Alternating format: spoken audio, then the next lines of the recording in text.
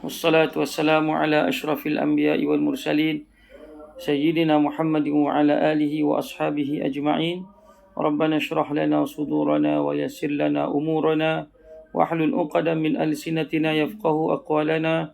ربنا يسر ولا تعسر، ربنا تمم لنا بالخير. أما بعد.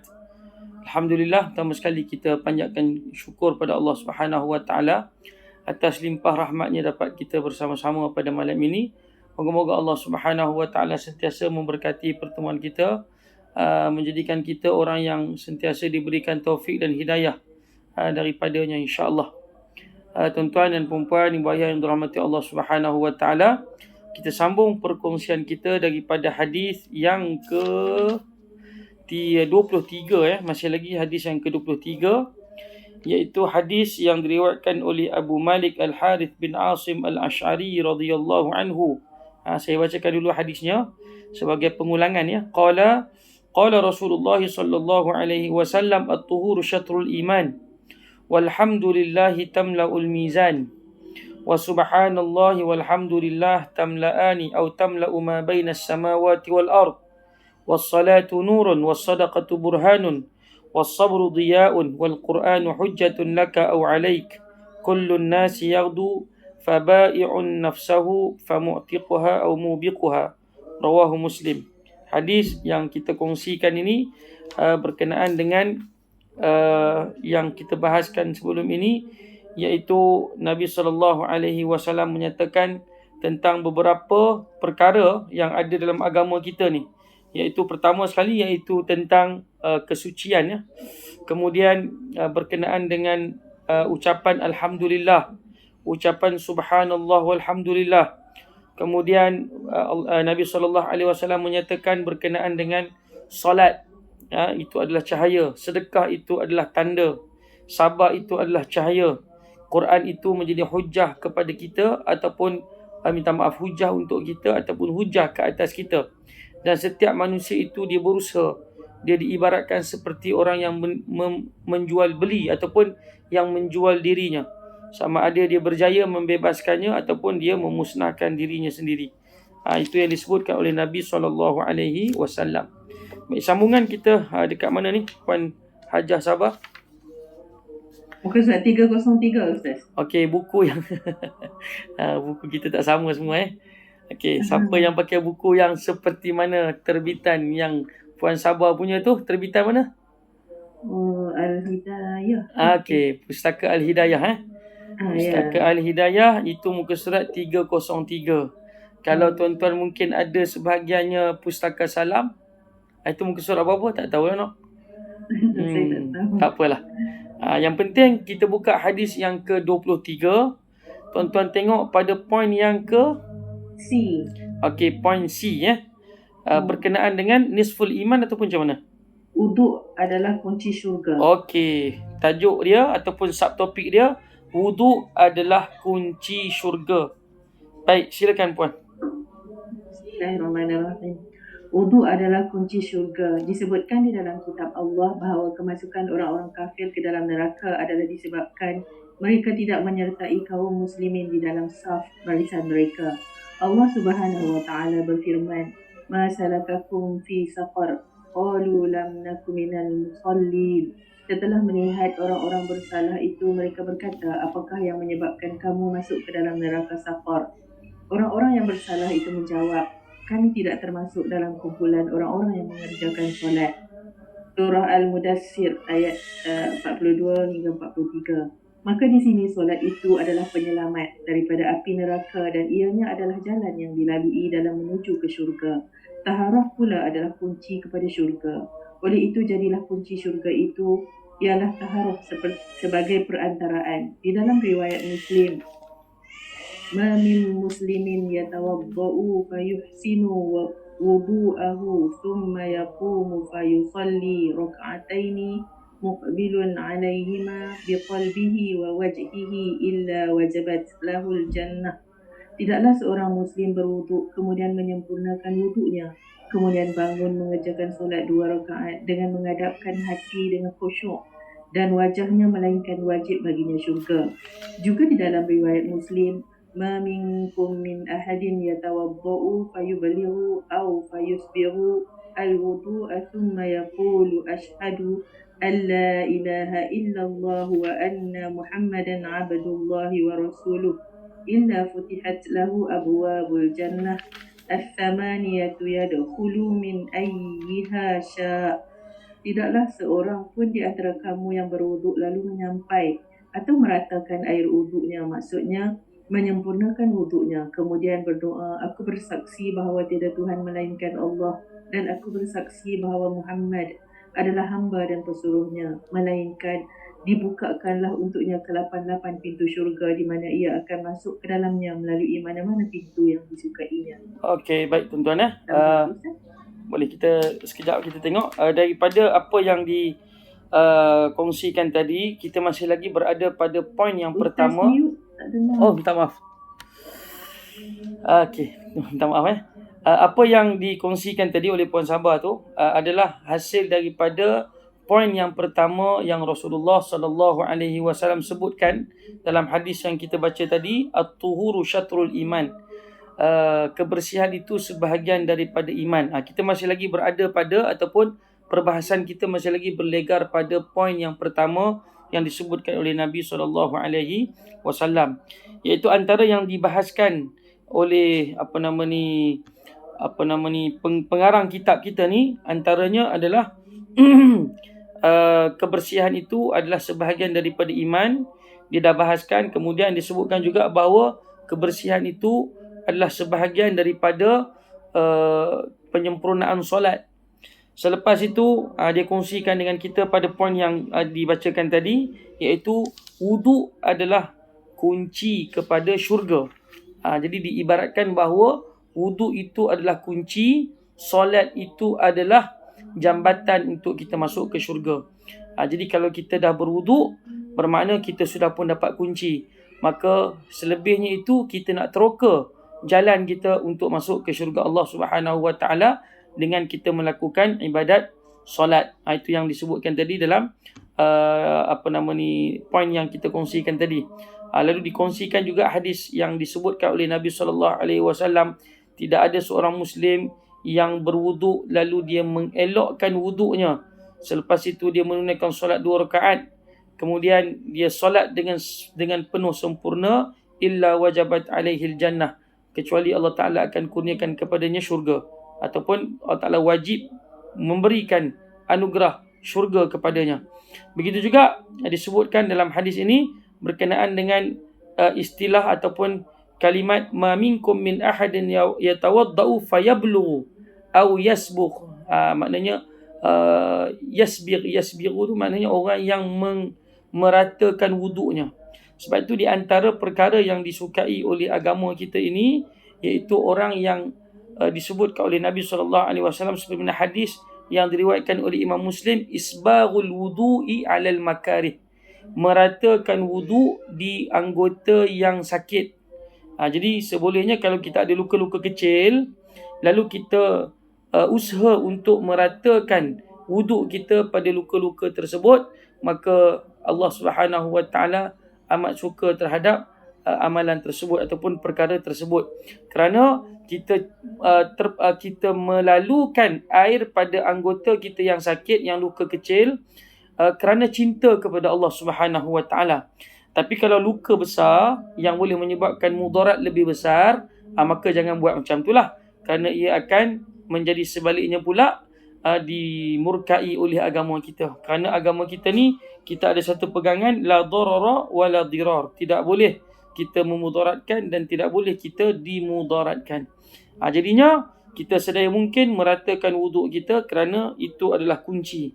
Kalau kita pergi kedai, diibaratkan kita pergi kedai duplicate kunci tu, kita nak duplicate kunci tu, dia punya gigi tu sama dengan kunci yang asal, supaya bila nanti kita buka pintu rumah kita tu, dia tak susah, dia tak kena nak godeh-godeh kan, senang. So kunci kita tu bagi sempurna, wuduk kita tu bagi cantik, supaya nanti bila kita dah sempurnakan wuduk, kita punya jambatan untuk masuk ke syurga iaitu solat, kita juga akan sempurna, lalu kita akan masuk ke syurga Allah Subhanahu Wa Taala seperti mana yang telah dijanjikan.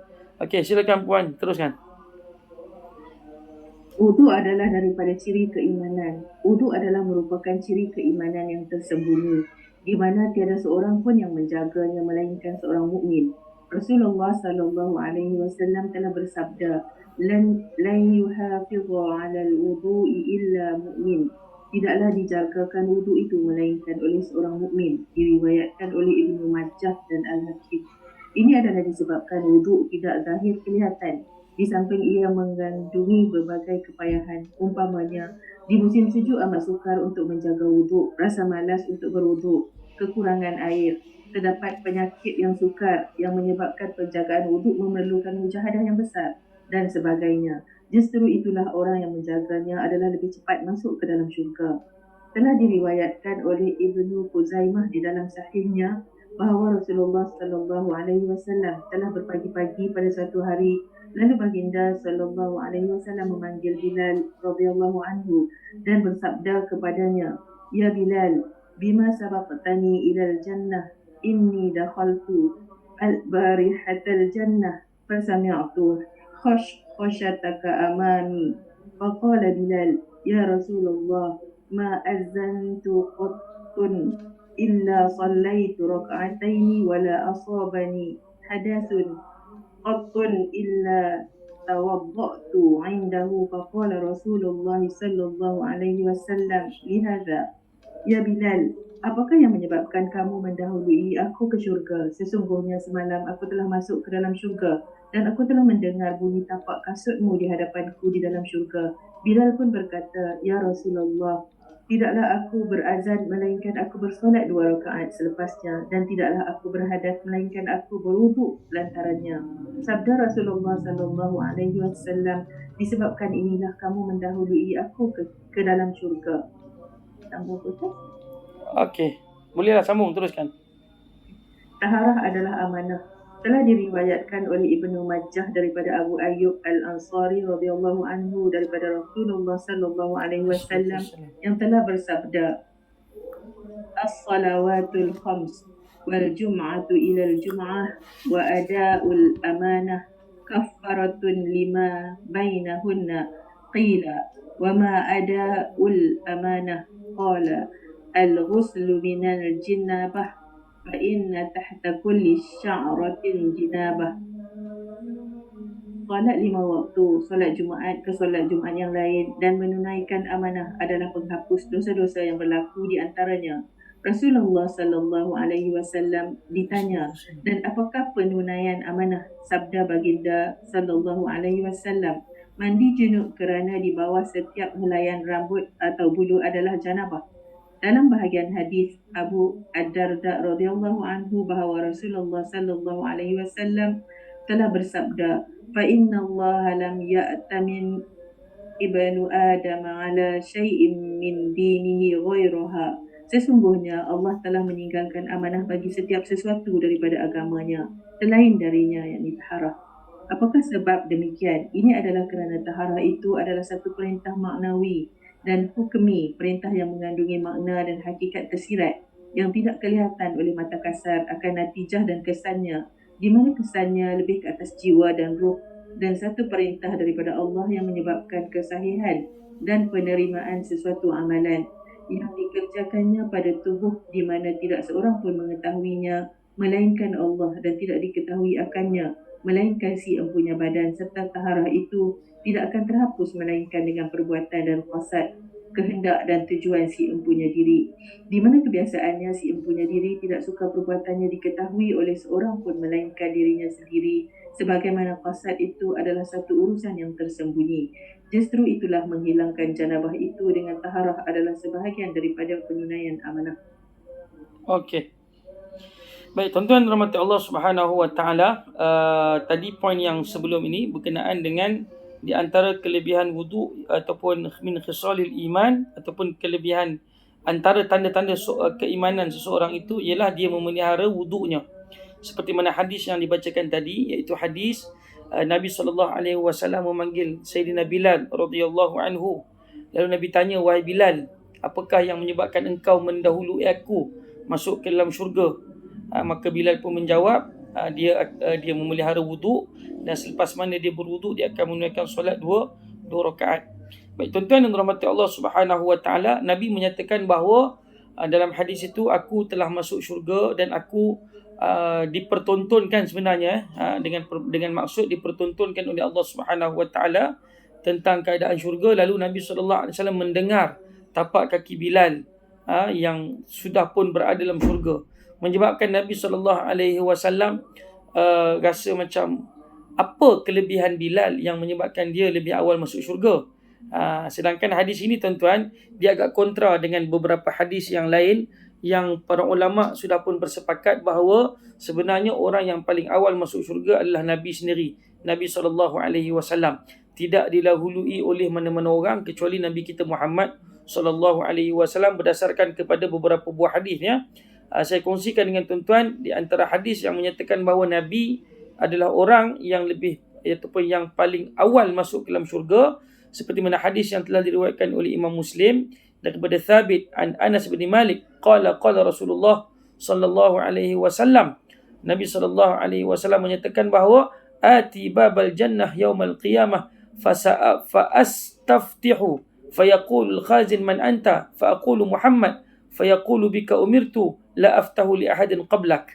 Nabi sallallahu alaihi wasallam menceritakan dalam sebuah hadis, kata Nabi, aku telah datang di depan pintu syurga pada hari kiamat, lalu aku minta supaya pintu syurga itu dibuka.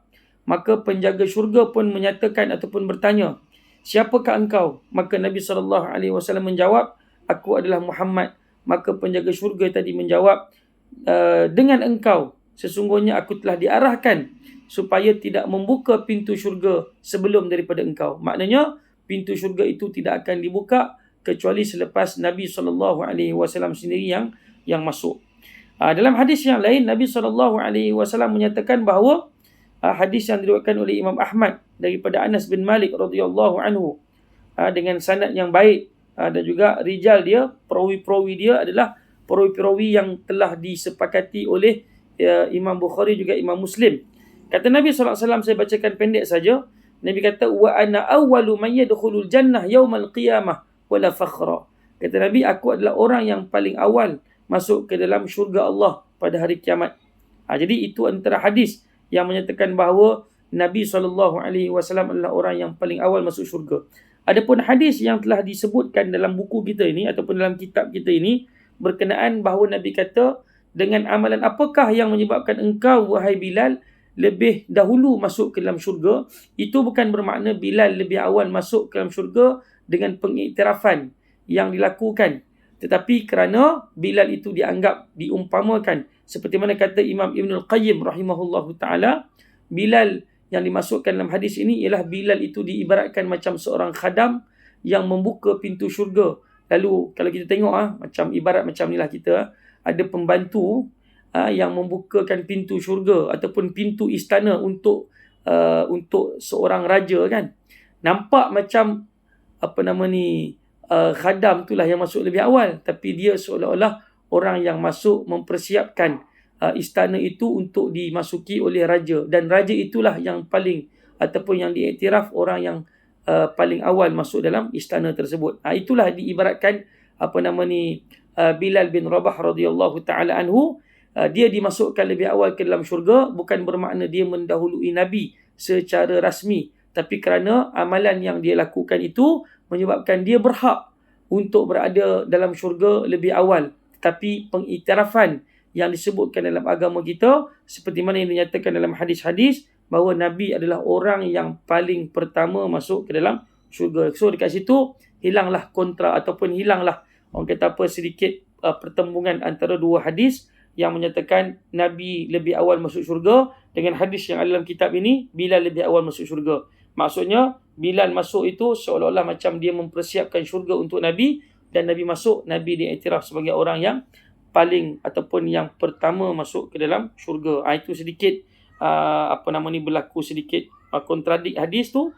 Lalu kita al-jam'u bainal hadithain, kita kumpulkan dua hadis melihat kepada penyataan yang telah disebutkan oleh Imam Ibnul Qayyim rahimahullahu ta'ala. Okey, itu yang pertama. Memelihara wuduk adalah salah satu daripada tanda iman seseorang. Kemudian disebutkan tentang at-taharatu amanah. Kesucian itu ataupun kebersihan itu adalah amanah, ada tanggungjawab. Seperti mana hadis yang disebutkan dalam yang telah dibacakan tadi berkenaan dengan apa yang disebutkan oleh Nabi SAW, as-salawatul khamsu wal jum'atu ila al-jum'ah wa ada'ul amanah kafaratun lima bainahun.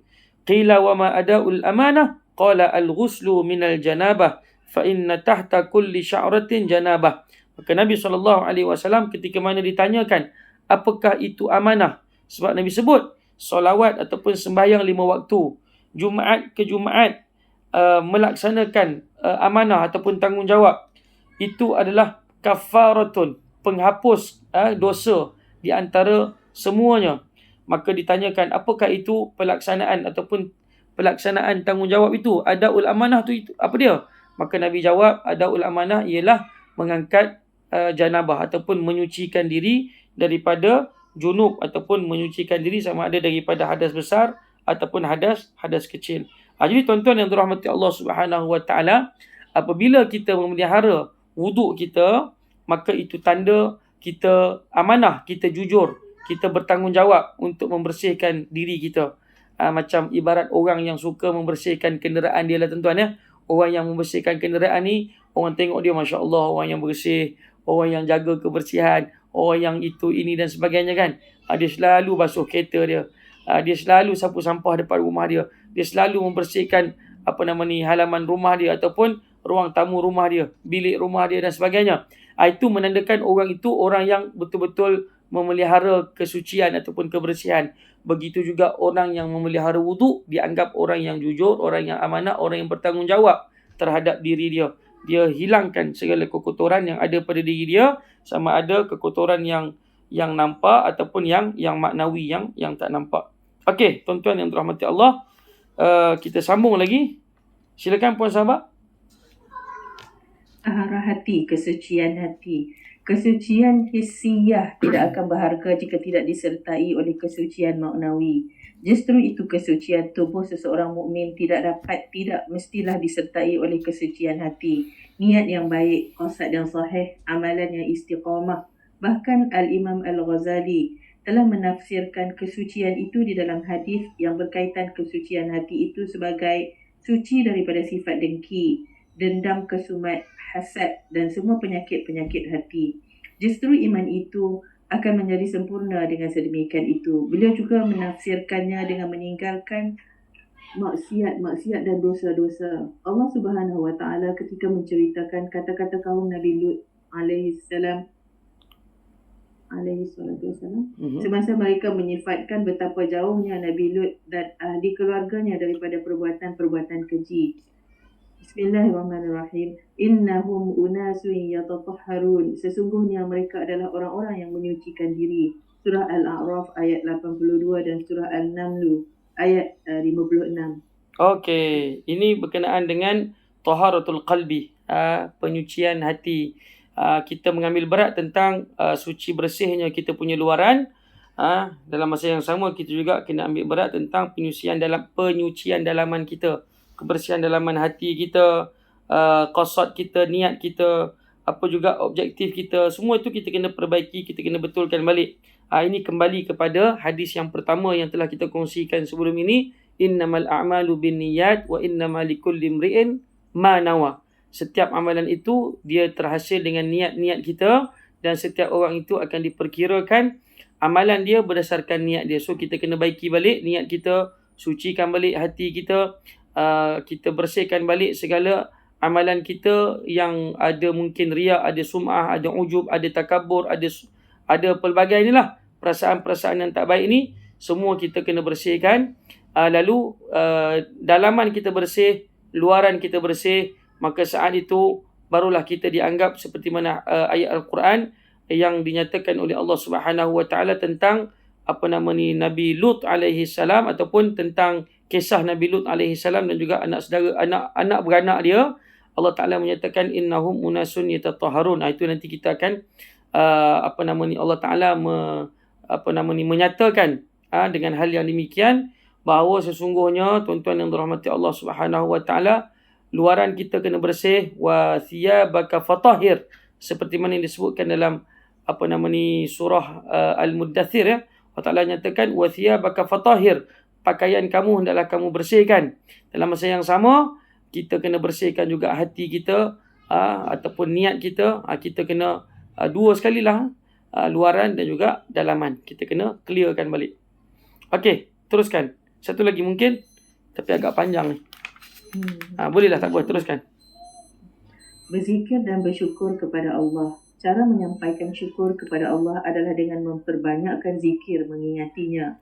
Lebih-lebih lagi dengan zikir-zikir yang diriwayatkan daripada Nabi SAW yang terdiri daripada sirah-sirah dan lafaz-lafaz yang berbagai, di mana pahalanya akan memenuhi sebelah timbangan yang mengandungi amalan-amalan sahih pada hari kiamat dan akan mengatasi timbangan amalan-amalan jahat.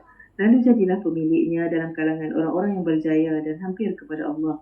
Dan lebih-lebih lagi jika disertakan kepada pujian dengan lafaz Alhamdulillah, kalimah yang digunakan untuk memanjatkan kesyukuran terhadap Allah ke atas Allah dengan taqdis, mensucikannya dengan kalimah Subhanallah, membesar-besarkannya, takzim dan takbir dengan kalimah Allahu Akbar, memuliakan dan mentauhidkannya dengan kalimah La ilaha illallah. Sabda Rasulullah sallallahu alaihi wasallam, walhamdulillahi tamla'ul mizan wa subhanallahi walhamdulillahi tamla'ani atau tamla'u ma bainas sama'i wal ard. Alhamdulillah memenuhi neraca timbangan, subhanallah walhamdulillah memenuhi kedua-dua atau memenuhi barang apa di antara langit-langit dan bumi-bumi. Di dalam riwayat Muslim dan selainnya, wat-tasbih wat-takbiru mil'us sama'i wal ard. Tasbih dan takbir memenuhi langit dan bumi pahalanya. Di dalam riwayat At-Tirmizi, wala ilaha illallah laysa laha dunallahi hijabun hatta tasila ilaih, dan tiada Tuhan melainkan Allah, tiada hijab di antaranya dengan Allah hinggalah ia sampai kepada Allah. Banyak hadis telah diriwayatkan mengenai kelebihan keempat-empat kalimah ini. Di dalam Musnad Ahmad daripada Abu Sa'id dan Abu Hurairah radhiyallahu anhu daripada Nabi sallallahu alaihi wasallam yang telah bersabda, Inna Allah astafa minal kalami arba'a, subhanallah walhamdulillah wa la ilaha illallah wallahu akbar. Faman qala subhanallah kutibat lahu 20 hasanah wa huttat anhu 20 sayyi'ah. ومن قال الله أكبر مثل ذلك ومن قال الحمد لله مثل ذلك ومن قال الحمد لله رب العالمين من قبل نفسه كتبت له 30 حسنة وحطت عنه 30 سيئة. Sesungguhnya Allah telah memilih daripada perkataan-perkataan itu 4 kalimah, iaitu Subhanallah, Maha Suci Allah, Alhamdulillah, segala puji bagi Allah, La ilaha illallah, tiada Tuhan melainkan Allah, dan Allahu Akbar, Allah Maha Besar. Maka barang siapa mengucapkan Maha Suci Allah, dituliskan baginya 20 kebaikan, dihapuskan darinya 20 kejahatan. Dan barang siapa mengucapkan Allah Maha Besar, ganjarannya seumpama itu. Dan barang siapa mengucapkan tiada Tuhan melainkan Allah, maka ganjarannya seumpama itu juga. Dan barang siapa mengucapkan segala pujian bagi Allah, maka ganjarannya adalah seumpama itu juga. Dan barang siapa mengucapkan Alhamdulillahirrabbilalamin daripada dirinya, maka dihapuskanlah darinya 30 kejahatan. Oleh yang demikian, barang siapa memikirkan apa yang diucapkan oleh lidahnya dan berpegang kepada apa yang diucapkan sepenuh hati dan jiwanya, dengan menghadirkan makna-makna kalimah-kalimah yang diucapkannya itu dengan akal fikirannya, maka sesungguhnya ia memperolehi ganjaran yang besar. Ganjaran yang mana jika diukur dengan ukuran atau dianggarkan akan saiznya, sudah pasti akan memenuhi barang apa yang ada di antara langit dan bumi. Jadilah ia tangga baginya untuk sampai ke tingkatan yang tertinggi. Di dalam riwayat At-Tirmizi daripada hadis Abu Hurairah radhiyallahu anhu daripada Nabi sallallahu alaihi wasallam yang telah bersabda, "Ma qala 'abdun la ilaha illallah mukhlishan illa futihat lahu abwabus sama' hatta yufdi ila al-'arsy majtunibatil kaba'ir." Tidaklah seorang hamba itu mengucapkan La ilaha illallah, tiada Tuhan melainkan Allah, dengan ikhlas, melainkan dibukakanlah untuknya pintu-pintu langit hingga sampai ke Arash selagi mana tidak melakukan dosa-dosa besar. Arash itu adalah bumbung syurga Firdaus yang tertinggi di dalam syurga. Oleh itu barang siapa yang sampai padanya, sesungguhnya ia telah sampai pada kedudukan dan tingkatan tertinggi di dalam syurga. Sehubungan itu, alim ulama telah berkata keempat-empat kalimah ini adalah al-baqiyatus salihah, amalan-amalan yang mendatangkan ganjaran yang berkekalan. Allah Subhanahu wa taala telah berfirman, Al-mal wal banuna zinatul hayatid dunya wal baqiyatus salihatu khairun 'inda rabbika thawaban wa khairun amala. Harta benda dan anak-anak pinak itu adalah perhiasan hidup di dunia, dan amal-amal soleh yang kekal faedahnya itu lebih baik pada sisi Tuhanmu sebagai pahala balasan, dan lebih baik sebagai asas yang memberi harapan. Surah Al-Kahfi ayat 46. Maka kalimah-kalimah itu yang kekal pahalanya di sisi Allah tumbuh dan membesar, dan ianya adalah lebih baik daripada harta atau keluarga dan anak pinak. Okey, tuan-tuan, daripada panjang itu kita ambil sekejap tuan minta maaf. Minta maaf tadi ada orang azan, jadi saya masjid sebelah ni azan. Saya takut ganggu, saya mute. Okey. Daripada perkongsian yang panjang itu, kita ambil satu hadis berkenaan ataupun pengajaran daripada hadis berkenaan dengan zikir yang kita boleh amalkanlah sepanjang hari, di mana juga kita berada, mudah disebutnya, walaupun banyak zikir-zikir diajar oleh Nabi SAW ni. Tapi kita pakai yang ni sangat cantik lah, iaitu Subhanallah. Ingat tuan-tuan, Subhanallah, Alhamdulillah, wa la ilaha illallah, wallahu akbar. 4 ni. Subhanallah, walhamdulillah, wa la ilaha illallah, wallahu akbar. 4 ini yang disebutkan oleh Nabi SAW. Satu daripada 4, apa dia? Dia akan mendapat 20 ganjaran pahala dan juga menghilangkan 20 ataupun menghapuskan 20 dosa. 2 daripada 4 ni, yang kedua sama juga 20 pahala dapat dan 20 dosa hilang. Walhamdulillah wa la ilaha illallah, la ilaha illallah, apa dia? 20 pahala dapat dan 20 dosa hilang. Dan yang keempat, Allahu Akbar, dapat 20 pahala dan 20 dosa hilang. So total berapa? 2, 4, 6, 8. 80 lah. 80 kebaikan yang kita dapat hasil daripada ucapan tadi ni. Subhanallah, walhamdulillah, wa la ilaha illallah, wallahu akbar. Kemudian ditambah lagi dengan satu ungkapan, Alhamdulillahi Rabbil Alamin. Itu berapa dia punya ganjaran? 30 pahala dan 30 dosa hilang. So total berapa? 2, 4, 6, 8. 8 campur 3? 110. 110 kebaikan dengan ucapan yang kita sebutkan, yang diajarkan direct oleh Nabi kita sallallahu alaihi wasallam. Ini yang kita kena amalkan betul-betul ni, yang diajarkan oleh Nabi kita sallallahu alaihi wasallam. Dan Nabi kita bila bercakap, sudah pasti tidak ada pembohongan. Berdasarkan hadis yang kita bacakan ini, hadis yang sahih pula tu, daripada Musnad Imam Ahmad, lalu diriwayatkan oleh Abu Sa'id dan juga Abu Hurairah radhiyallahu anhu. Baik tuan-tuan dirahmati Allah Subhanahu wa taala, maka kita amalkan. Dan sebutan 4 perkara tadi ni, Subhanallah, Alhamdulillah, wa la ilaha illallah, wallahu akbar, itu disebutkan oleh sebahagian ulama pada poin yang terakhir tadi tu, yang dibacakan oleh Puan Sabah tu. Itu adalah al-baqiyatus salihat, iaitu amalan soleh yang kekal abadi, yang itulah yang akan menemani kita berdasarkan kepada ayat Al-Quran daripada suratul Kahfi yang tuan-tuan mungkin baca malam ni ataupun esok pagi. Di antara ayatnya ialah ayat yang ke-46. Allah Ta'ala berfirman, Al-malu wal banuna zinatul hayatid dunya wal baqiyatus salihatu khairun inda rabbika thawaba wa khairun amala. Harta, anak pinak itu semua adalah perhiasan dunia semata-mata. Kan? Yalah, anak tu boleh kita jadikan sebagai, orang kata, penghibur kita, bekalan kita untuk doakan untuk kita dan sebagainya. Tapi Allah Ta'ala kata, harta, anak pinak itu semua adalah hiasan dunia, tapi yang kekal maknanya yang akan menemani kita, yang akan duduk dengan kita selama-lamanya. Al-baqiyat. Baqiyat ni diambil macam bahasa Melayu lah, baqi. Maknanya yang kekal abadi dengan kita, iaitu amalan soleh yang disebutkan oleh Allah Subhanahu Wa Taala.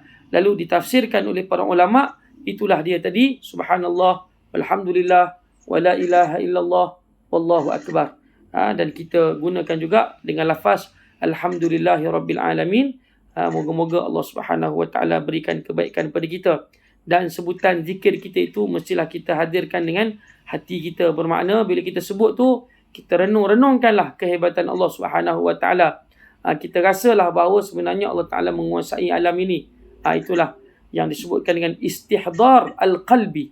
Menghadirkan hati ketika mana kita mengucapkan zikir yang telah diajarkan oleh Nabi sallallahu alaihi wasallam kepada kita untuk kita amalkan. Dia tak susah tuan-tuan nak masuk syurga ni. Yang payahnya apa tuan-tuan? Yang kita sebut sebelum ni, yang payahnya nak masuk neraka.